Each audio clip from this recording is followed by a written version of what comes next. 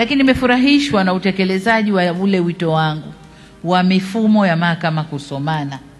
Nimefurahishwa na nilichokiona humo ndani.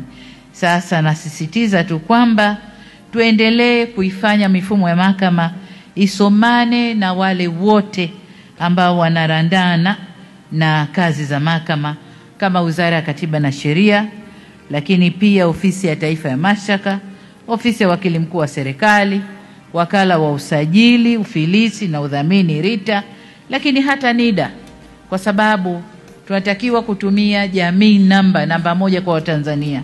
Kwa hiyo mifumo ile ikishirikiana na NIDA, tutakuwa tunapata taarifa za uhakika za wateja watakaotumia mahakama hii. Wananchi hawategemei kwamba haki tu itendeke, bali pia haki ionekane kuwa imetendeka. Na hapa napata faraja, sababu katika tathmini tunayofanyiwa na kimataifa, imani ya watu kwa mahakama imekuwa inapanda kila mwaka tunavyofanyiwa tathmini. Nadhani mpaka mwaka jana tulikuwa 88%. Kwa hiyo imani yangu na maboresho haya tutakwenda kupandisha imani ya watu juu ya mahakama zao.